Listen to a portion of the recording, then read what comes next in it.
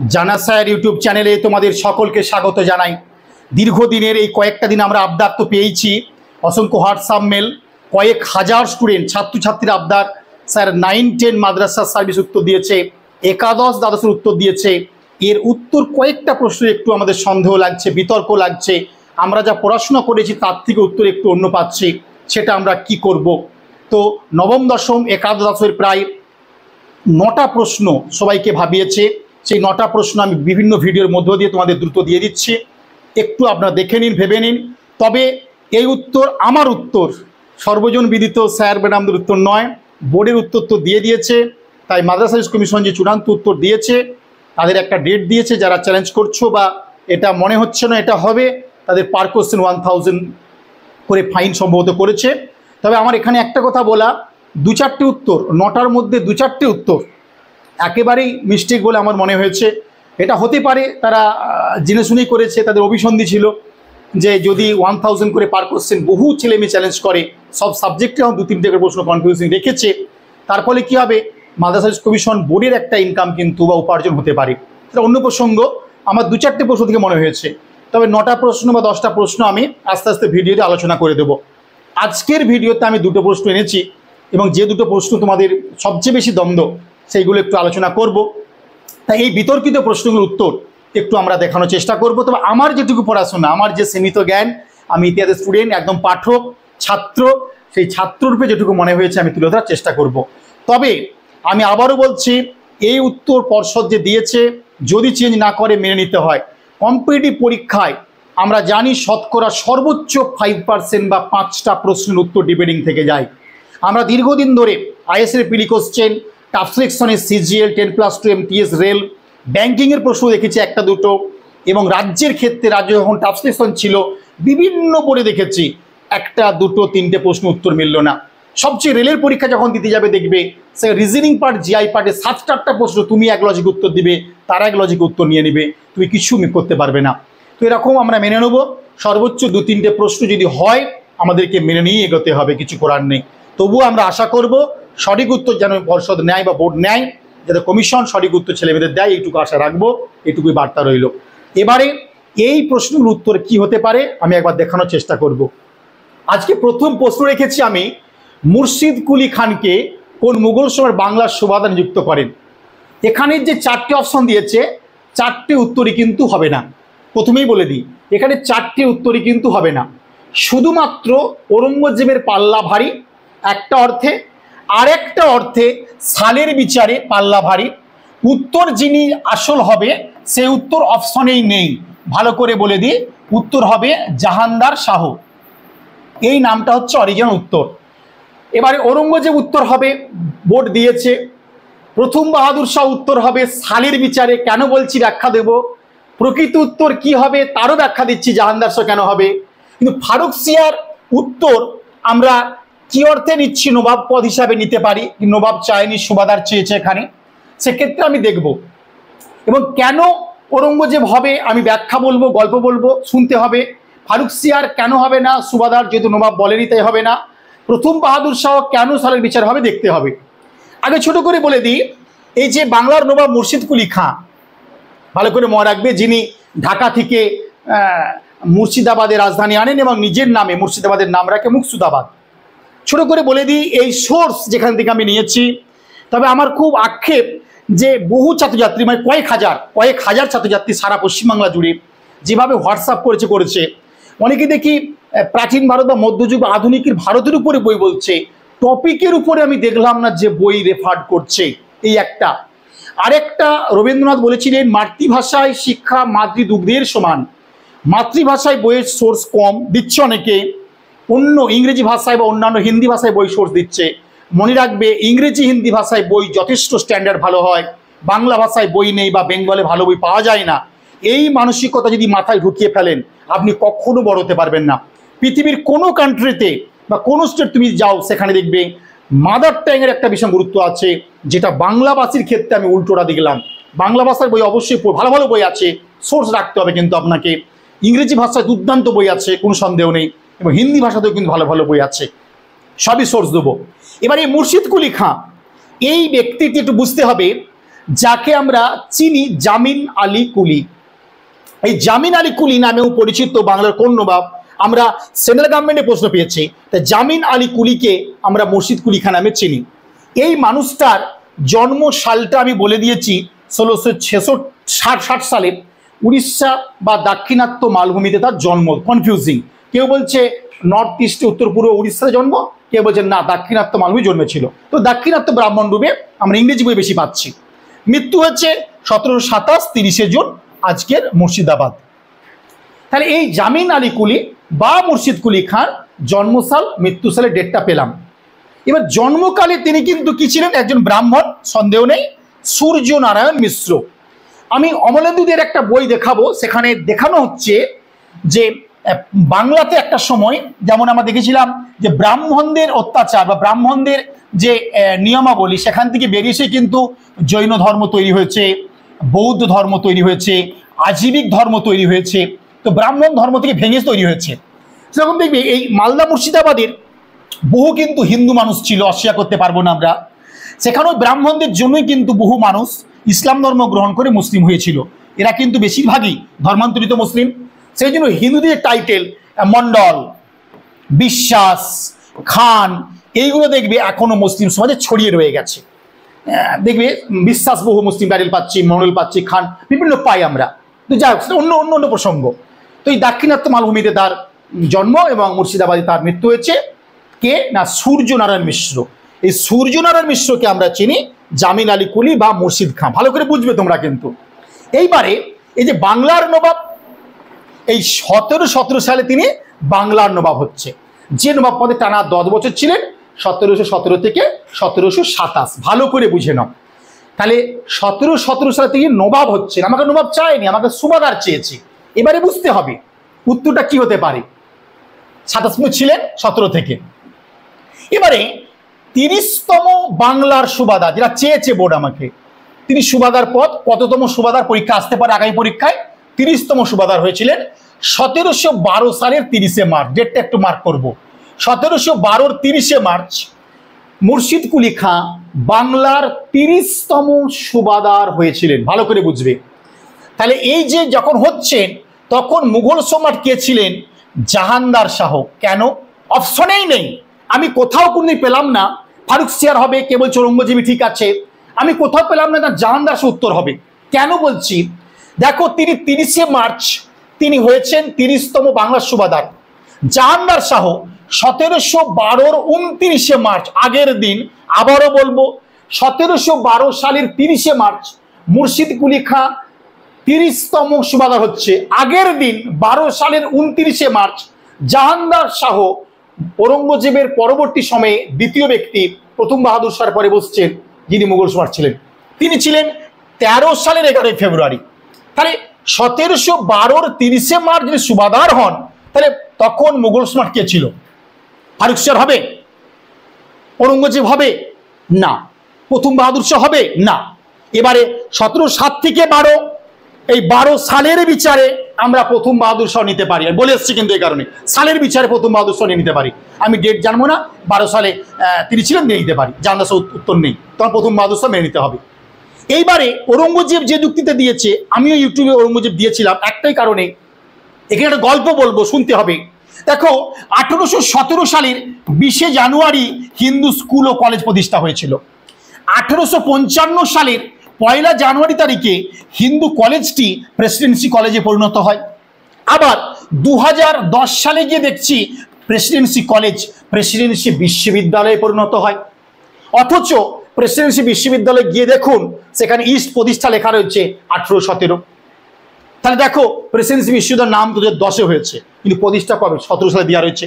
এবার দেখো, ঔরঙ্গজেব যেহেতু তাকে দায়িত্ব দিয়েছিল, আমি আসছি, সেই দায়িত্বটাই যেহেতু বেড়ে বাংলার সুবাদার, বাংলার সুবা বলতে বাংলা, বিহার, উড়িষ্যাকে একত্রে সুবা বলা হয়।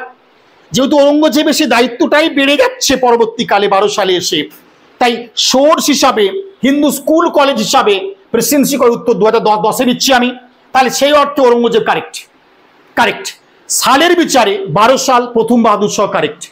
তারিখের বিচারে নিখুঁত ইতিহাস, বিজ্ঞানসম্মত ইতিহাসে উত্তর হবে সুবাদার জাহানদার শাহ। অপশনেই নেই। তাই ক্ষমাপ্রার্থী আমি। আমার যেটুকু পরিধি আমি পড়াশোনা করলাম কদিন ধরে, তাতে মনে হয়েছে আমার এটা। এবার যা দেখবো আমরা, তাহলে ভালো করে যেটা বোঝানোর চেষ্টা করলাম আমি, যে 30শে মে দায়িত্ব নিয়েছেন, আর জাহাঙ্গীর শাহ দায়িত্ব নিয়েছে 29শে মার্চ, 13ই ফেব্রুয়ারি, 13-11 এপ্রিল ছিল। তাহলে বাংলার সুবাদার প্রথম বাহাদুর শাহ মুঘল সম্রাট ছিলেন না, তাই প্রথম বাহাদুর শাহ হবে না। একদিনের যেহেতু পার্থক্যটা হয়ে যাচ্ছে, 29শে মার্চ দায়িত্ব নিচ্ছে, 30 মে দায়িত্ব নিচ্ছেন তিনি, তা প্রথম বাহাদুর অপশনে আছে। যদি এইটা কেউ নিয়ে নেয়, সালের বিচার আমরা কিন্তু 7 থেকে 12 ছিল, হতে পারে, সেক্ষেত্রেও ভুল বলতে পারবো না। কারণ 7-এর 19শে জুন থেকে 12-র 27শে ফেব্রুয়ারি দায়িত্বে ছিলেন প্রথম বাহাদুর শাহ, আর 29শে মার্চ 27শে ফেব্রুয়ারির পর থেকে এই কদিন পুরো বাংলা নবাব পদ খালি ছিল। 29শে মে দায়িত্ব নিচ্ছেন জাহাঙ্গীর শাহ, পরের দিন 30শে মার্চ আসছেন মুর্শিদ কুলি খাঁ। অ্যাপ্রোপ্রিয়েট অ্যান্সার জাহাঙ্গীর শাহ হওয়া উচিত। এই প্রশ্নের কাট অফ মার্কস যদি 1 নম্বর মাইনাস করে নেওয়া হয়, আমার উত্তর মনে হয় সঠিক, প্রথম কথা। এবারে আসি, ঔরঙ্গজেব কেন নিয়েছে? ঔরঙ্গজেব 1700 খ্রিস্টাব্দে মুর্শিদ কুলি খাঁকে বাংলার গভর্নর পদ বা দেওয়ান পদ নিযুক্ত করেছিল। এবার সেই বাংলার দেওয়ান পদটাই 1712 সালে তিনি বাংলার সুবা, মানে তার পরিধিটা বৃদ্ধি পেয়ে গেল। সেই অর্থে দেওয়ান থেকে যেহেতু ওই পদটাই ট্রান্সলেট হয়ে আরো বড় দায়িত্ব পাচ্ছে, ওয়ারেন হেস্টিংস 72 সালে গভর্নর, 73 রেগুলারিং আইন বলে গভর্নর থেকে গভর্নর জেনারেল, মানে দায়িত্বটা পেয়ে গেছে 72 গভর্নর। প্রেসিডেন্সি কলেজ, প্রেসিডেন্সি বিশ্ববিদ্যালয়ের প্রতিষ্ঠা 1700 হয়ে গেছে। সেই অর্থে ঔরঙ্গজেব উত্তরটা নিতে পারে, তুমি কিছু করতে পারবে না সোর্সের দিক থেকে, লজিকের দিক থেকে। এই অর্থে দেওয়ান পদটাই বাংলার সুবার দায়িত্ব বেড়ে যাচ্ছে, গভর্নর পদটাই সুবা, ওদের বাংলা থেকে বাংলা, বিহার, উড়িষ্যার সুবাদার। সেই অর্থে ঔরঙ্গজেব হলে ভুল উত্তর নয়, নিতে পারে। তবে জাহাঙ্গীর শাহ উত্তর হলে আমি খুব খুশি হতাম। নবাব পদ চায়নি মানে ফারুক সিয়ার যারা বলছেন উত্তর আমার জানা নেই, হতে পারে না, মনে রাখবে এটা।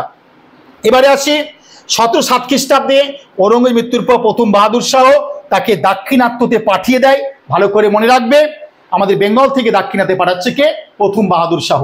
1710 সালে আবার দেখছি মুর্শিদ কুলি খাঁকে বাংলার ডেপুটি সুবাদার হিসাবে নিয়ে আসছে, ফিরিয়ে আনছেন প্রথম বাহাদুর শাহ। 1717 সালে ফারুক সিয়ার, যেটা বলছি বারবার করে, তাকে মুর্শিদাবাদের নবাব নাজিম পদে নিয়োগ করে দিয়েছিল। এই সময় মুর্শিদ কুলি খাঁ বাংলার নবাব নাজিম পদ ছাড়াও বিহার, উড়িষ্যার নবাব নাজিম পদও গ্রহণ করেছিল একসঙ্গে, একদম 1717 সালে। এইটা ভালো করে মনে রাখবে, বাংলা এবং উড়িষ্যাকে একত্রে বলতাম আমরা বাংলার সুবা। আর 1717 সালে বাংলার নবাব পদ হওয়ার পরে জায়গিরদারি যে ব্যবস্থা, তার পরিবর্তন করে মালজামিনী প্রথা চালু করেছিল। এই সিস্টেমগুলো বল উপরে কি ছিল সব ডিটেলসে জানবে। চালু করলেন মালজামিনী প্রথা। এবার তার সম্পর্কে বলবো, এই যে বাংলা সুবার দায়িত্ব পাচ্ছেন 1717 সালে, সেই বাংলা সুবার সম্পর্কে ইতিহাস একটু বলে দিই। আকবরের আমলে 1576 সালে রাজমহলে যে যুদ্ধ হয়েছিল, হলদিঘাট যুদ্ধ হয়েছিল, সেই 1576 সালে বাংলা সুবা প্রথম চালু করছে মুঘল সম্রাট আকবর। 1576 আকবর চালু করছে বাংলা সুবা। আকবরের আমলে বাংলা, জাহাঙ্গীরের আমলে বাংলা, শাহজাহানের আমলে বাংলা। প্রত্যেকটা ভিডিও আনবো, একটু ধৈর্য ধরুন, এত প্রেশার, এত কাজের চাপ, তারপরে আমি চেষ্টা করবো তোমার সঙ্গে আসা। 1576 থেকে 1590 এই বাংলা সুবা রাজধানী ছিল তান্ডা শহরে। 1590 সালে রাজমহলে রাজধানী নিয়ে চলে যাওয়া হয় বাংলা সুবার। প্রথম রাজধানী বাংলা সুবা ছিল তান্ডা, পরে যাচ্ছে রাজমহল অঞ্চলে। জাহাঙ্গীরের আমলে বাংলা রাজধানী করা হচ্ছে জাহাঙ্গীরনগর, প্রত্যেকে মনে রাখবে। 1711 সালে বাংলা সুবা রাজধানী করছে মুর্শিদ কুলি খাঁ মুর্শিদাবাদে বা মুর্শিদাবাদে, প্রত্যেকে মনে রাখবে, খুব জনপ্রিয় রাজধানী হয়েছিল। 1763 সালে মুঙ্গেরে বাংলা সুবা রাজধানী ঘোষণা করছিল কে? আমরা জানি এটা, মীর কাসিম নিয়ে চলে যাবে রাজধানী, কিন্তু মনে রাখবে এটা, যেটা 1717 সাল পর্যন্ত আমাদের বাংলা রাজধানী থাকবে। তবে 63 সালে দেখছি মীর কাসিম নিয়ে যাচ্ছে কোথায়? বিহারের মুঙ্গের। এটাও প্রত্যেকে তোমরা মনে রাখবে। আর এই মুর্শিদ কুলি খাঁয়ের উপাধি জানো, মুতাম উল মুলক, বাংলায় কি বলবো? দেশের রক্ষক। বাংলার কোন নবাবকে দেশের রক্ষক বলা হতো? অবশ্যই মুর্শিদ কুলি খাঁ। মুর্শিদ কুলি খাঁয়ের উপাধিগুলি আরেকটু বলে দেবো, আলাউদ্দৌলা বা রাষ্ট্রের প্রবর্তক, জাফর খান বাহাদুর নাসিরি বা যুদ্ধে সাহায্যকারী, নাসির জং বা রক্ষক, এতগুলো উপাধিতে পরিচিত ছিলেন। আর একবার তাহলে দেশের রক্ষক বা মোতামুল মূলক কার উপাধি? আমাকে আর বলতে হচ্ছে না। আতা উদ্দৌলা বা রাষ্ট্রের প্রবর্তক, জাফর খান বা বাহাদুর নাসিরি বা যুদ্ধে সাহায্যকারী, নাসির জং বা রক্ষক, এতগুলো উপাধি নিয়েছিল মুর্শিদ কুলি খাঁ। তার সমাধি কোথায় আছে তোমরা জানো সবাই? মুর্শিদাবাদের কাটরা মসজিদে তার সমাধি রয়েছে। 1723 সালে যখন তিনি বাংলার নবাব হয়েছেন, 1717 থেকে 23 আমরা জানি। সেই 1723 সালে এই মানে মসজিদের নির্মাণ কাজ শুরু হয়েছিল, আর 24 সালে এই মসজিদের নির্মাণ কাজ শেষ হয় কাটরা মসজিদে, যেখানেই তার মৃত্যুর পরে সমাধিস্থ করা হয়েছিল। এই নাসিরি রাজবংশ মুর্শিদ কুলির হাত ধরে গড়ে ওঠে। ভালো করে মনে রাখবে, এই মুর্শিদ কুলি খাঁয়ের হাত ধরে যে বংশ গড়ে ওঠে সেই রাজবংশের নাম হচ্ছে নাসিরি রাজবংশ। এই রাজবংশের 4 জন নবাব ছিল। প্রথমেই বলে দিয়েছি মুর্শিদ কুলি খাঁ 1727 সালে অল্প কয়েকদিনের জন্য সরফরোজ খাঁ এসেছিলেন। তারপরে এসছে মুর্শিদ কুলি খাঁয়ের একদম বংশধর বা আত্মীয়, তোমার দেখতে পাবে তার নাম দেখো দিয়ে দিয়েছি আমি, জামাতা সুজাউদ্দিন মোহাম্মদ খাঁ বাংলার নবাব হয়েছিল। আর মুর্শিদ কুলি খাঁ ঢাকা থেকে রাজধানী কোথায় এনেছিল তোমরা সকলেই জানো, এটাও বলে দিয়েছি, মুর্শিদাবাদে নিয়ে এসেছিল। এই মুর্শিদাবাদের নাম কি রেখেছিল বলো? মুর্শিদাবাদ। আর এই কাটরা মসজিদটি নতুন রাজধানী জামে মসজিদ নামে পরিচিতি লাভ করেছিল। আবারও বলবো, কাটরা মসজিদটি নতুন রাজধানীর কি মসজিদ বলা হতো? কাটরা মসজিদকে জামে মসজিদ বলা হতো। মনে রাখবে এইটা, মুর্শিদাবাদ রাজধানী হওয়ার পরে নাম ডাকতো কাটরা মসজিদকে বলতো জামে মসজিদ। মুর্শিদ কুলি খাঁ স্ত্রীর নাম তোমরা জানো সবাই, নাসিরি বানু বেগম সাহিবা। নাসিরি বানু বেগম সাহিবা, যার সমাধি রয়েছে জুতাপট্টিতে, বিখ্যাত শহর কিন্তু মনে রাখবে, ছোট্ট একটা শহর। মুর্শিদ কুলি খাঁর পিতা ছিলেন হাজি শফি ইস্পাহানি। হাজি শফি ইস্পাহানি। তার পুত্র ছিলেন কে? নবাবজাদা ইয়াহিয়া খান। মুর্শিদ কুলি খাঁয়ের 2 কন্যা হলেন, তার নাম কি? আজমত উল নিশা বেগম সাহিবা, আজমত উল নিশা বেগম সাহিবা এবং জৈনব উল নিশা বেগম সাহিবা। জৈনব উল নিশা বেগম সাহিবা। ভালো করে মনে রাখবে, 1700 খ্রিস্টাব্দে, ভালো করে শুনবে, মুঘল সম্রাট 1700 খ্রিস্টাব্দে মুঘল সম্রাট ঔরঙ্গজেব তাই ইসলাম ধর্মে ধর্মান্তরিত করেন। ইসলাম ধর্ম গ্রহণ করার পর সূর্যনারায়ণ মিশ্র আমাদের কাছে হয়ে উঠলেন কারতালাব খান। এই কারতালাব খানই আমাদের কাছে হয়ে উঠলেন মুর্শিদ কুলি খাঁ। এই নামগুলো একটু মনে রাখবে। তবে বোর্ডের যে উত্তর আমি আরেকবার দেখাবো, কোশ্চেনটা নামানো হোক, ভালো করে দেখিয়ে দিই। একবার প্রথমে যদি ফিরে এসে আমরা প্রশ্ন আরেকবার করব। মুঘল সম্রাট হিসাবে বাংলার সুবাদার করেছিল জাহাঙ্গীর শাহ। সঠিক উত্তর হবে তারিখের বিচারে, এখানে অপশনই নেই, কোনো উত্তর এখানে হবে না। কিন্তু ওই যে বললাম, হিন্দু স্কুলে যদি যুক্তিতে উত্তর নেয় ঔরঙ্গজেব, সালের বিচারে উত্তর নিলে প্রথম বাহাদুর শাহ। মুঘল যেহেতু আমাকে নবাব বলেনি, তাই ফারুক স্যার কোনো মতো উত্তর হবে না। এখানে উত্তর ঔরঙ্গজেব যদি নেয় কোনো কিছু করা যাবে না। হিন্দু স্কুলের যুক্তিতে কিন্তু কারেক্ট অ্যান্সার হয়ে যেতে পারে, ভালো করে মনে রাখবে এটা। এবারে আসি দ্বিতীয় আর একটা প্রশ্ন আজকের ভিডিওতে নিয়ে এসেছি, দেখানোর চেষ্টা করেছি। এই প্রশ্নটা নিয়ে খুবই অনেকের কনফিউজিং করেছে আমাকে। কি প্রশ্ন দেখে নেওয়া যাক একবার। স্যার, সৈয়দ আহমেদ খান, যাকে মুসলিম সমাজে রামমোহন বলা হয়, সায়েন্টিফিক সোসাইটি প্রতিষ্ঠা করেছিলেন। ভালো করে মনে রাখবে, এই সালটা 1864-র 16 এপ্রিল প্রতিষ্ঠা হয়েছিল। একদম ডেট বলে দিচ্ছি, যেটা পয়লা বৈশাখ ছিল, যে পয়লা বৈশাখের জনক আমরা জানি আকবর। আমরা জানি 1924 সালের 16 এপ্রিল বা পয়লা বৈশাখ কলকাতা কর্পোরেশনের প্রথম মেয়র নির্বাচন হয়েছিল। ভালো করে মনে রাখবে। এবং মনে রাখবে 1853 সালের 16 এপ্রিল ভারতবর্ষের প্রথম যাত্রীবাহী ট্রেন শুরু হয়। সেই যাত্রীবাহী ট্রেনটার নাম হচ্ছে দ্য ব্ল্যাক বিউটি। মহারাষ্ট্রের বুড়িবন্দর থেকে থানে পর্যন্ত চালানো হয়েছিল। ভারতবর্ষের প্রথম যাত্রীবাহী ট্রেন 1853 16 এপ্রিল চলে। 1924-এর 16 এপ্রিল প্রথম কলকাতা কর্পোরেশনের মেয়র নির্বাচন হয় এবং সেই 16 এপ্রিল 64 সালে সায়েন্টিফিক সোসাইটি প্রতিষ্ঠা হয়। ছোট করে বলে দিই, এই সায়েন্টিফিক সোসাইটি কিন্তু প্রতিষ্ঠা হয়নি। গাজীপুরে 1864 জানুয়ারি মাসে যে ট্রান্সলেশন সোসাইটি বা অনুবাদ সমিতি প্রতিষ্ঠা হয়েছিল, সেটাই গাজীপুর থেকে যখন আলিগড়ে এসছে তখন তার নাম পরিবর্তন করে রেখে দিলেন sir Syed Ahmed Khan, scientific society বা বিজ্ঞান সমিতি। আবারও বলবো, 1907-এ 1907-এ তারকনাথ দাস এবং সোহন সিং ভাগনা। তারকনাথ দাস উত্তর 24 পরগনা কাজরাপাড়ার সন্তান, কেমব্রিজে গিয়ে পুরাতন রাষ্ট্রবিজ্ঞান অধ্যাপক। সে উত্তর 24 পরগনা কাজরাপাড়ার সন্তান তারকনাথ দাস রাষ্ট্রবিজ্ঞানী ডক্টরেট হয়েছিলেন। সেই তারকনাথ দাস এবং পাঞ্জাবি ছিলেন সোহন সিং ভাগনা। 1907-এ প্রতিষ্ঠা করলো ইন্ডিয়ান ইন্ডিপেন্ডেন্স লীগ, ভারতীয় স্বাধীনতা সংঘ। 1907-এর ইন্ডিয়ান ইন্ডিপেন্ডেন্স লীগ যখন লালা হরদয়াল অক্সফোর্ড থেকে যোগদান করছে, তাতে সেই লীগটারই নাম পরিবর্তন করে 1913-তে নাম হয় গদর পার্টি। তাই গদর পার্টি প্রতিষ্ঠা হয়নি, গদর পার্টির প্রতিষ্ঠা কিন্তু লালা হরদয়ালের থেকেও তারকনাথ দাস সোহন সিং ভাগনা বললে হয়।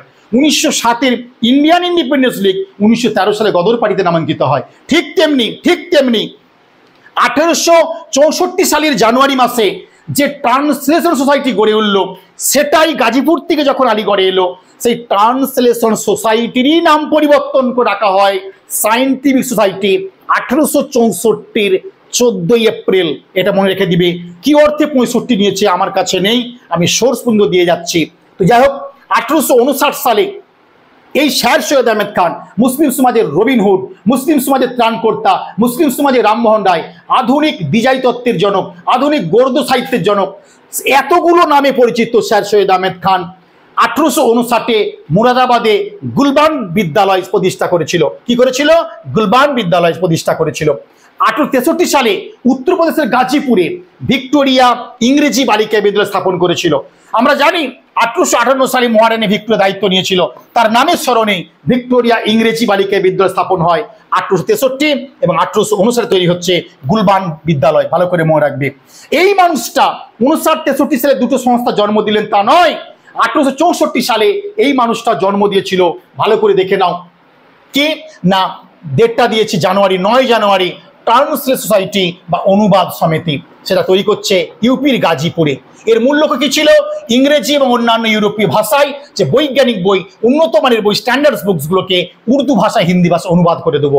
আবারও বলবো, 1864 9 জানুয়ারি ট্রান্সলেশন সোসাইটি বা অনুবাদ সমিতি গাজীপুরে গড়ে তুলেছিল, যার মূল লক্ষ্য ছিল তৎকালীন সময়ে ইংরেজি এবং অন্যান্য ইউরোপীয় ভাষায় যে বৈজ্ঞানিক বই, উন্নত মানের পুস্তকগুলিকে উর্দু এবং হিন্দি ভাষায় অনুবাদ করে দেওয়া। এবং সেই অনুবাদ করার জন্য স্যার সৈয়দ আহমেদ খান দুজন অনুবাদকে লাগিয়েছিল, একজন ইংরেজি ভাষায় দক্ষ আর একজন আঞ্চলিক ভাষায় দক্ষ। সে দুজনের নাম কি? বাবু গঙ্গা প্রসাদ এবং মৌলভী ফাইয়াজুল হাসান। আরেকবার বলবো, সে অনুবাদ দপ্তরে স্যার সৈয়দ আহমেদ খান দুজনকে নিয়োগ করেন, বাবু গঙ্গা প্রসাদ এবং মৌলভী ফাইয়াজুল হাসান। এই বাবু গঙ্গা প্রসাদ ছিলেন ইংরেজি ভাষায় দক্ষ এবং ফাইয়াজুল হাসান ছিলেন আঞ্চলিক ভাষায় দক্ষ। এই দুজনকে নিয়োগ করেছিল স্যার সৈয়দ আহমেদ খান ওই ট্রান্সলেশন সোসাইটি বা অনুবাদ সমিতিতে। ওই সমিতি 64 9 জানুয়ারির ওই সমিতি, ভালো করে মনে, এই সমিতিটা, এই অনুবাদ সমিতিটা যখন 16 এপ্রিল তারিখে আলিগড়ে ট্রান্সফার হচ্ছে, তখন এর নাম হয়ে গেল সায়েন্স সোসাইটি বা বিজ্ঞান সমিতি। তাই প্রতিষ্ঠা হয়নি, এটারই নাম পরিবর্তন করে মাত্র 4 মাসের ব্যবধানে রাখছে সায়েন্টিফিক সোসাইটি বা বিজ্ঞান সমিতি। এই বিজ্ঞান সমিতির প্রথম অধিবেশনে সভাপতিত্ব করেছিলেন তৎকালীন আলিগড়ের head of the department collector এ স্পেট। নামটা মনে রাখবে। এস পেটের নেতৃত্বে অধিবেশনের সভাপতি হলো, কোথায়, কি সভাপতি না, এই সায়েন্টিফিক সোসাইটি প্রথম অধিবেশনে সভাপতি হলেন, চেয়ারম্যান হলেন, প্রেসিডেন্ট হলেন এস পেট। মনে রাখবে এটা। এবং স্যার সৈয়দ আহমেদ খানের অন্তরঙ্গ বন্ধু, স্যার সৈয়দ আহমেদ খানের অন্তরঙ্গ বন্ধু, ভালো করে মনে রাখবে নামটা, যিনি হিন্দি ছিলেন, যিনি হিন্দু একজন, সেই মানুষটার নাম বলবো জয় কিষান দাস। 1832 জন্ম, 1905 মৃত্যু। তিনি 1867 থেকে 74 পর্যন্ত সম্পাদক বা সেক্রেটারি হয়েছিলেন। এই জয় কিষান দাস স্যার সৈয়দ আহমেদ খানের ছোটবেলার হিন্দু বন্ধু, সেই মানুষটি সেক্রেটারি হয়েছিলেন 67 থেকে 74। এই মানুষটি আজীবন, সারা জীবন জয় কিষান দাস সায়েন্টিফিক সোসাইটির সহসভাপতি বা ভাইস প্রেসিডেন্ট হয়েছিলেন। ভালো করে মনে রাখবে। আর এই সায়েন্টিফিক সোসাইটিতে তার হিন্দু বন্ধু শুধু নয়, স্পেট সাহেব নয়, আরো বহু মানুষ কাজে তাকে সাহায্য করেছিল। নবাব মহসিন উল মুলক, মুসলিম লীগ পড়তে গিয়ে বলবো আমরা, নবাব আব্দুল লতিফ, জাকাউল্লাহ দেহলভি এবং নাজির আহমেদ দেহলভি, এই মানুষরা যুক্ত ছিলেন। কুনওয়ার লুফত আলী খান, কুনওয়ার লুফত আলী খান, জাকাউল্লাহ দেহলভি, নাজির আহমেদ দেহলভি, মহসিন উল মুলক, নবাব আব্দুল লতিফ, এই সমস্ত জ্ঞানীগুণী মানুষরা, সুশীল সমাজের মানুষ, এই বিজ্ঞান সমিতির প্রতিষ্ঠায় অগ্রণী ভূমিকা নিয়েছিল, সে বিষয়ে কোনো সন্দেহ নেই। এই বিজ্ঞান সমিতি যখন প্রতিষ্ঠা করছেন, দুটো সংস্থার দ্বারা খুবই আপ্লুত, অনুপ্রাণিত, ইন্সপিরেশন পেয়েছিলেন স্যার সৈয়দ আহমেদ খান। সেই দুটো সংস্থার নাম কি? একটা বলবো 1660 সালে প্রতিষ্ঠিত লন্ডনে রয়্যাল সোসাইটি, এবং 1823 সালে প্রতিষ্ঠিত সেই রয়্যাল এশিয়াটিক সোসাইটি। আবারও বলবো 1660 প্রতিষ্ঠিত লন্ডনে রয়্যাল সোসাইটি, 1823 প্রতিষ্ঠিত রয়্যাল এশিয়াটিক সোসাইটির অনুকরণে প্রতিষ্ঠা করেছিল বিজ্ঞান সমিতি। মনে রাখবে, এই বিজ্ঞান সমিতির মূল লক্ষ্য ছিল মুসলিম সম্প্রদায়ের মধ্যে আধুনিক শিক্ষা এবং পাশ্চাত্য বৈজ্ঞানিক জ্ঞানের প্রসার ঘটানো।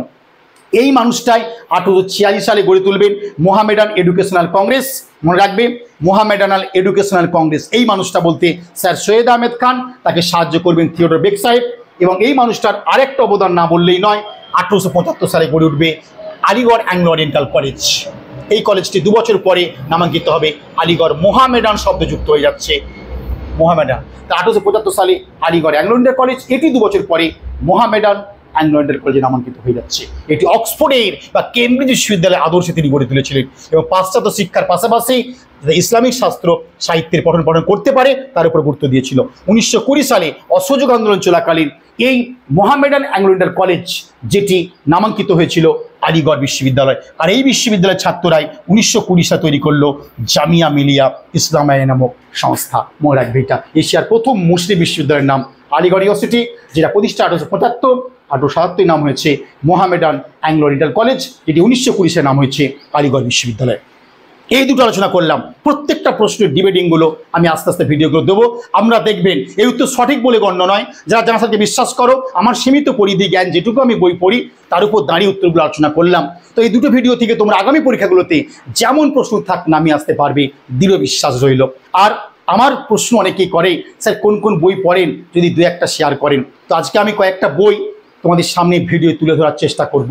প্রত্যেকে দেখে নিবে এই বইগুলো তোমাদের কিভাবে কাজে লাগছে আগামী দিনে। যেমন আমি অনার্স লেভেল থেকে MA লেভেল থেকে আমি একজন পাগল স্টুডেন্ট, ইতিহাসপ্রেমী মানুষ, আজ বহু সেমিনারে গিয়ে আমি দেখি, উপলব্ধি করি যে কত কম জানা মানুষ দাপটের সঙ্গে বেরোচ্ছে। যারা আপনার নেট সেট দেবেন, যারা PSC SLC দেবেন, তারা ইতিহাসকে যারা মাধ্যমিক উচ্চ দিচ্ছেন, কলেজে পড়ছেন, অনার্স করছেন, MA করছেন, ইতিহাসকে নিয়ে এগোতে চান, ইতিহাসকে নিয়েই জীবন শেষ করতে চান। অনেকে বলবে WCS দেবো, এত পড়বো কেন? আপনারা যা পড়ছেন সেইগুলো পড়ে পরীক্ষার জন্য করুন। পুরো টপিক যখন ক্লিয়ার না হবে অবসর সময় নষ্ট করবেন না, ফেসবুক করবেন না। আজকে একটা মানুষ 120 মিনিট প্রায় 2 ঘন্টা প্রতিদিন ফেসবুক হোয়াটসঅ্যাপে খারাপ সময়ে কাজে লাগায়। আজকে প্রতিটা মানুষ 5 থেকে 6 ঘন্টা প্রতিদিন নষ্ট করে ফেলছে ফোনের ওপরে। সেই সময়গুলো বাঁচিয়ে একটু বই পড়ুন না। অনেক যার যে সাবজেক্টে অনার্স MA করেছেন অবসর সময় কাজে লাগান না। এখনও ব্যক্তিগতভাবে যে লেভেলে পড়াশোনা করি, যে লেভেলের স্টুডেন্ট, এই স্টুডেন্টের নিয়েই কিন্তু আমি বেঁচে রয়েছি। তাই আপনারা যাই কিছু বলুন না কেন, আমার পড়াশোনার গতি আপনারা কমাতে পারবেন না। আজকে আমি বেশ কিছু বই শেয়ার করে যাব। অনেকে দেখি প্রাচীন ভারতের উপরে গোপালচন্দ্র সিনহা মহাশয় অধ্যাপকের নাম বলেন, অধ্যাপক সুনামধন্য সুনীল চট্টোপাধ্যায়ের নাম বলেন, দিলীপ গঙ্গোপাধ্যায়ের নাম বলেন, সম্মানীয় মানুষ, প্রত্যেকটা মানুষের সঙ্গে ওতপ্রোত জড়িয়ে আমি ছিলাম। আমাদের মেদিনীপুরের লোক লেকটাউনে থাকতেন, আমার বাড়ির পাশেই একদম প্রথম মাইতি সাহেবের নাম বলেন, সোনারপুর পূর্ব বিধানসভার বিধায়ক হয়েছিলেন আমাদের বিদ্যাসাগর কলেজ অধ্যাপক মাননীয় অধ্যাপক জীবন মুখোপাধ্যায়ের নাম সবাই বলেন। আমি সমস্ত মানুষের সঙ্গে বইগুলো স্টাডি করি। যদি বই পড়তে পড়তে না আপনি এবার টপিকে চলে যাবেন, যখন আমি নেশায় পাগলগ্রস্ত হয়ে যাবেন যে টপিকগুলোকে জানবো, আর এই বই যখন পড়তে শুরু করবেন তখন আপনার চলাফেরা টোন কিন্তু আলাদা রকম হবে। আপনাকে দেখলেও বোঝা যাবে আপনি কোন লেভেলে ভীষণ করছেন। তাই আপনারা প্রাচীন মধ্য আধুনিকের ইউরোপের বই পড়বেন, পাশাপাশি টপিকের উপর চলে যাবেন। জীবনে যেটুকু উপার্জন করবেন বা এখন যা টিউশন পড়ে জমাচ্ছেন, মাসে একটা করে বই পড়ার নেশা গড়ে তুলুন, আপনি বিশাল বড় জায়গায় চলে যাবেন। আমি শেয়ার করবো আজকে বেশ কিছু আমার জীবনের এই ভিডিওতে, আগামী ভিডিওগুলোতে এরকম কয়েক হাজার, 1-2টো বই নয়, হাজার হাজার বই আমি দেখাবো ইউটিউবে। এই বই কিন্তু শুধু এনে কোচ করে রেখেছি তা নয়, পড়ে পুরো পাগলের মতো প্রত্যেকটা বইকে আমি পড়ার চেষ্টা করি বারবার, এবং ভালো দিকগুলো নেওয়ার চেষ্টা করি। এবং লেখনী শক্তি 2004 থেকে 24, 20 বছর প্লাস অতিক্রান্ত করে ফেলেছি। আস্তে আস্তে আরও বই লেখা সমৃদ্ধি ঘটাবো। তবে বহু ছাত্রছাত্রী বই পড়ছে সমাদৃত এবং ভালো, কিছু গোষ্ঠী থাকবে তাদেরকে নিয়ে চলতে হবে আমাকে। তো সবার কাছে আবেদন রইল, বইগুলো মন দিয়ে পড়বেন, আশা করি আপনাদের ভালো লাগবে। আজকে দেখাবো যে এই যে বাংলা নবাবপত্র আনলাম, সিরাজের পুত্র বংশধর, যিনি ভালো করে বেগম রোকেয়ার সমাধি আবিষ্কার করলো সোদপুরের বুকে, সে অমলেন্দু দে, যার ছাত্র, যার ছেলে অমিত দে, যে অমলেন্দু দের সঙ্গে ফজলুল হকের পরিবারের একটা আত্মীয় বন্ধন ছিল। যখন আপনি রিসার্চ চলে যাবেন বুঝতে পারবেন। আপনি দিন রাত বাড়িতে রিসার্চ করুন, গবেষণা করুন। সেই সেন্ট সারাবুল, আমেরিকান প্রখ্যাত লেখিকা, যিনি জীবনে অর্থ দিয়েছিল বলেই জগদীশচন্দ্র বসু তৈরি করতে পেরেছিল সেই বসু বিজ্ঞান মন্দির, যা নকশা করেছিলেন নন্দলাল বসু। জগদীশচন্দ্র বসুর সে অফিস রুমে গিয়ে, বিজ্ঞান চর্চা রুমে গিয়ে সেন্ট সারাবুল বা সেন্ট সারামাতা ভাবতেই পারেনি এত বড় সায়েন্টিস্ট একজন একটা ছোট্ট রুমে গবেষণা। সেরকম আপনি কিন্তু এমনভাবে সিম্পল থাকবেন, দেখে বুঝতে পারবেন না। সেন্ট সারাবুল আমেরিকা থেকে এসে জগদীশচন্দ্র বসুর বসু বিজ্ঞান মন্দিরে ঢুকে দেখছে এত বড় বিজ্ঞানী, এত বড় তার প্রভাব। অফিস রুম কত ছোট, আপনি বাড়িতে সেরকম নিজে নিজে তৈরি করুন, একের পরে গবেষণা, পৃথিবী কাঁপিয়ে দিন। আর্কিমিডিসের ভাষাকে সত্য করুন যে আমাকে পৃথিবীর বুকে দাঁড়ানোর সুযোগ দিন, পৃথিবী নড়িয়ে দেওয়ার দায়িত্ব কিন্তু আমার। তো সিরাজের পুত্র বংশধর সন্ধানে অমলেন্দুদের লেখা সবচেয়ে বইটা তোমরা কিন্তু দেখতে পারো। আমি দিনরাত পড়েছিলাম, অনার্স লাইফে কিন্তু দেখতে পারো, খুব ভালো বই। আমি যখন শশাঙ্ক স্টাডি করি, প্রাচীন ভারত পড়ি না, শশাঙ্কের জীবনীকার রাধারমণ রায়ের বইটি আমি স্টাডি করেছি শশাঙ্কের উপরে একাধিকবার। এই রাধারমণ রায় কিন্তু কলকাতা হাইকোর্টে চ্যালেঞ্জ করেছিল যে ক্যালকাটার নাম কেন কলকাতা হবে না, ব্রিটিশ ভারত কেন আমরা অতিক্রম করে আসতে পেরেছি। দেখতে পারো তোমরা কিন্তু এটা। আর কি দেখতে পারো তোমরা, এই যে যখন যখন তুমি মুসলিম লীগ পড়বে, যখন তুমি জাতীয় আন্দোলনে পড়বে, মুসলিম রাজনীতিতে যে মহিলার নামগুলো পড়বে, এই বইটা পড়তে পারো। খাদ্য সংগ্রহে বাংলার মুসলিম নারী, এখানে নারীগুলোকে যেভাবে ছড়িয়ে দিয়ে দেওয়া আছে সেখানে কিন্তু তুমি ভালো করে দেখতে পারো। এবং ওই যে তোমরা প্রাচীন মধ্য আধুনিকের বইগুলো পড়ো, ওইগুলো পড়বে না। যখন স্বামী দয়ানন্দ সরস্বতী পড়বে, তার শতার্থ প্রকাশ, বেদ ভাষ্য, বেদ ভূমিকা, প্রত্যেকটা বইকে চুলচাভাবে গুলে খেয়ে ফেলবে একবারে। তার ধারণ ক্ষমতা আপনি ভাবতে পারবেন না আপনি কোন জায়গায় চলে যাচ্ছেন। আপনি এই বইগুলো পড়বেন, তাই প্রাচীন মধ্য আধুনিক পড়বেন। আপনি যদি ডব্লিউ.সি. রেন্ডের এই বইগুলো পড়ে ফেলেন, আপনি কখনো খেলাড়ি হতে পারবেন না। তাই আমি সবাইকে পড়তে বলছি না, আমার মতো হতে বলছি না, আপনারা একটু গ্যাপ সময় পেলে দু একটা করে বই পড়বেন।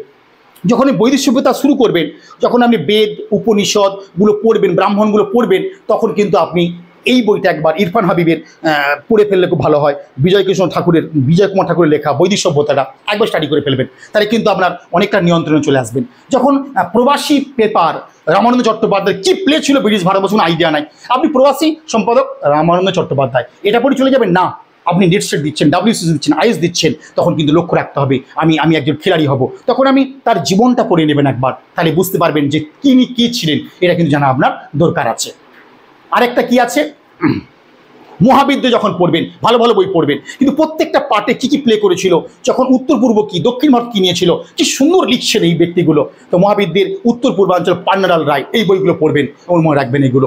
যেমন আমার কাছে মেগাস্টিসে ইন্ডিকার যে পার্টগুলো পরে রচিত হয়েছিল, কৌটিল্য অর্থশাস্ত্র, রাজতরঙ্গিনী, অরিজিনাল বইগুলো কিন্তু আমি বারবার চর্চা করেছি, সাজিয়ে রাখিনি। আমি দেখাতে দীপ্ত কন্টেন্ট পাচ্ছি ইউটিউবে, রাজতরঙ্গিনী একাধিকবার পড়েছি। এই বই পড়ে যখন আপনি কোনো মঞ্চে স্পিচ দেবেন, যখন আপনি অনার্স পড়াবেন, MA পড়াবেন, বা যখন নেট সেট পড়াবেন, যখন BCS এর হিস্ট্রি অপশনাল পড়াবেন WBCS এ, তার কিন্তু টোন থাকবে অন্যরকম। এটা প্রত্যেকে মনে রাখার চেষ্টা করতে হবে। আপনি যখন আকবর পড়বেন, তাহলে মধ্যযুগের এই বইগুলো পড়বেন, তার সঙ্গে রাহুল সংকীর্তায়নের আকবর বইটা পড়ে নেবেন একবার, আপনার অনেকটা জায়গা ক্লিয়ার হয়ে যাবে যে আকবর আসলে কী ছিল। প্রত্যেক কাছে আমার কিন্তু এইগুলো আবেদন রইল। আর কি করবেন, সিন্ধু সভ্য যখন পড়বেন, প্রথম যখন ধরছেন সিন্ধু সভ্যতা, মহেন্দ্র কেন্দ্র, প্রত্যেকটা কেন্দ্রে ভালো ভালো সব বই বেরিয়ে গেছে এখন, আপনি স্টাডি করতে পারেন, খুব খুব ভালো লাগবে আপনার এই বইগুলো। যখন আমি বাংলা শশাঙ্ক পড়বেন, দেখালাম, যখন উত্তরবঙ্গটা ঘাঁটবেন আপনি, তখন এই বইটা একবার দেখে নিয়ে এসে ইতিহাস করবেন, যে গৌরবঙ্গের ইতিহাস সংস্কৃতি খুব ভালো, ভাস্কর চট্টোপাধ্যায়ের নাম করা অধ্যাপক মানুষ, আপনি দেখতে পারেন, মনে রাখবেন। এবার যখন আপনি মডার্ন ইন্ডিয়ায় ঢুকবেন, তখন কিন্তু ব্যক্তি, যখন চিত্তরঞ্জন দাস যখন আপনি পড়বেন, স্বরাজদল পড়বেন, এই ব্যক্তিকেন্দ্রিক বইগুলোকে একবার ঘাঁটবেন। তথ্য সম্প্রচার বিভাগ ভারত সরকারের বইগুলো পড়বেন, আমি একাধিক বই কিনে এখনও পড়ি, তখন আপনি বুঝতে পারবেন যে কী ছিল। স্বরাজদল 1923, চিত্তরঞ্জন দাস, মতিলাল নেহেরু, এইটুকু দেখি সব পড়েই ব্যস্ত হয়ে পড়ে। এইগুলো নয়, আপনি একটু অন্য জগতে চলে যাওয়ার চেষ্টা করুন। যেমন অনুশীলন সমিতি, একাধিকবার আমি যাতায়াত করি। 1924 মার্চ সোমবার দোল পূর্ণিমার দিনে গড়ে উঠছে অনুশীলন সমিতি, 12 নম্বর মদন মিত্তলেন, এই জীবন্তরা হালদার সভাপতি ছিলেন। অনুশীলন সমিতি পড়বেন, এরকম পড়বেন। যখন যুগান্তর দল পড়বেন, কোনো পার্টিকুলার বই নিয়ে সংগ্রহ করুন, আপনি দেখবেন ইতিহাসকে নতুনভাবে জানতে পারবেন। যখন আপনি বিপিনচন্দ্র পাল পড়বেন, তখন তার জীবনটা একবার ঘেটে নেওয়ার চেষ্টা করবেন, ভালো লাগবে। ভারত সরকারের বই কেশবচন্দ্র সেন যখন পড়বেন, সেই বই পড়বেন। এই বইগুলো পড়ে আপনি কেশবচন্দ্রের পত্রপত্রিকা, ধর্মীয় গোষ্ঠীগুলো পড়াবেন, তাহলে বুঝতে পারবেন। কলকাতা প্রথম মেডিকেল কলেজ, এশিয়ার প্রথম মেডিকেল কলেজ, তার ইতিহাসটা পড়ে ফেলবেন একবার। কীভাবে কলকাতা বিশ্ববিদ্যালয়, কেন বিশ্ববিদ্যালয়গুলো আসছে, কলকাতা মেডিকেল কলেজকে প্রতিষ্ঠা হলো, এর জন্য সেই মধুসূদন গুপ্ত কী প্লে করেছিল, সেই হুগলির বৈদ্যবাড়ির সন্তান, তার এই জন্য আপনি বইগুলো পড়বেন, কিন্তু জীবন লুপে নেবেন পুরো, এটা বলে যাচ্ছে। কিন্তু আপনি যখন মধ্যযুগের বিজ্ঞান প্রযুক্তি পড়বেন, তখন আপনি ওই জায়গাটা একবার পড়ে নিন, ইরফান হাবিবের এই বইটা, আপনার জীবনটা দেখবেন অন্য জায়গাতে চলে যাবে। আবার যখন সরোজিনী নাইডু প্রথম ভারতীয় কংগ্রেস প্রেসিডেন্ট হলেন, তাকে একবার ঘেটে নিন না, কি ছিলেন একবার, একটা বর্ষা, একটা নিম্নচাপের দিনে পড়ে নিয়ে দিনগুলো। করোনা আবর্তকালে এই দিন তোমাদেরকে দিয়েছিল, এখন অনেক দিন দিচ্ছে তোমাদেরকে পড়ার জন্য, এইগুলি আপনি পড়ার চেষ্টা করুন। তারপরে তাহলে কি আমি ভালো পড়বো না? না, অবশ্যই বিপিনচন্দ্রের আধুনিক ভারত পড়ুন, তারও কোনো আপত্তি নেই, আপনি পড়তেই পারেন। আমিও পড়েছি এককালীন, এখনও পড়ি, কিন্তু এই বইগুলো পড়তে থাকবেন, এইগুলো কিন্তু ভুলে পড়বেন না। আবার যখন দেখবেন আমাদের হুগলির শ্রীরামপুর থেকে আমাদের যে পেপারগুলো প্রকাশ পেত, সেই জন ক্লার্ক মার্সম্যানটা কে ছিলেন একটু দেখে নেবো, বঙ্গদেশের পুরাতত্ত্ব বলে জন ক্লার্ক মার্সম্যান, এই বইগুলো একটু স্টাডি করুন, তাহলে কিন্তু আরও পেপারগুলো কীভাবে আসতো দেখতে পারবেন। হ্যাঁ, সুভাষচন্দ্র বসুর উপরে এটা আমি টিচার্স ডে পেয়েছিলাম, স্টুডেন্ট আমাকে দিয়েছিল। তো এই দেশে না সুগত বসু, একাধিকবার সাক্ষাৎ, তো এই বইটা পড়বেন একবার, সুভাষচন্দ্র বসুর উপরে, আপনার মন জুড়িয়ে যাবে আনন্দ পাবলিশার্স থেকে। আপনি যখন গৌতম বুদ্ধ পড়বেন, তখন কিন্তু ডিডি গোস্বামী, গোয়ার সন্তান, গোয়ার পানাজির ছেলে ডিডি গোস্বামী, দামোদর ধর্মানন্দ গোস্বামী, সে ডিডি গোস্বামীর ভগবান বুদ্ধটা একবার রিং দিয়ে দিন না, দেখবেন বৌদ্ধকে আপনি কীভাবে নিজের আয়ত্তে নিয়ে চলে আসতে পারছেন। আবার কংগ্রেস যখন শুরু করছেন, গান্ধী শুরু করবেন, তখন একবার অমলেশ ত্রিপাঠীকে ঘেঁটে নিন তো একবার, দিয়ে চলে যান তো একবার, তাহলে আরও আপনার কিন্তু ভালো লাগবে। আবার যারা ইংরেজি ভার্সন বই পড়েন সেগুলো একদিন নিয়ে আসবো, তবে আজকে দেখালাম সুমিত সরকারের সেই ইংরেজি ভার্সন বইটা দেখতে পারেন। তো এরকম হাজার হাজার বই যারা দেখতে চান, কিনতে চান, আমার বাড়িতে আসুন না, প্রতি রবিবার তো পড়াচ্ছি, কয়েকশো স্টুডেন্ট পড়ছে, এবং আপনারা পাবলিকেশনে আসতে পারেন, বই দেখতে পারেন, বইয়ের প্রতি ভালোবাসা জন্মান, এইটুকু বলবো। তো সেই প্রখ্যাত কথা রয়েছে, আমাদের জীবনে 3টে জিনিসের প্রয়োজন, লিও টলস্টয় বলেছিল, বই, বই আর বই। বইয়ের প্রতি ভালোবাসা বাড়ান, জীবন অনেক অনেক বড় হবে। মাদ্রাসা দুটো উত্তর দিয়ে গেলাম, বাকি ভিডিওগুলোতে আসবে নেক্সট প্রশ্ন ব্যাখ্যা। আজকে পর্যন্ত রইল, বাই।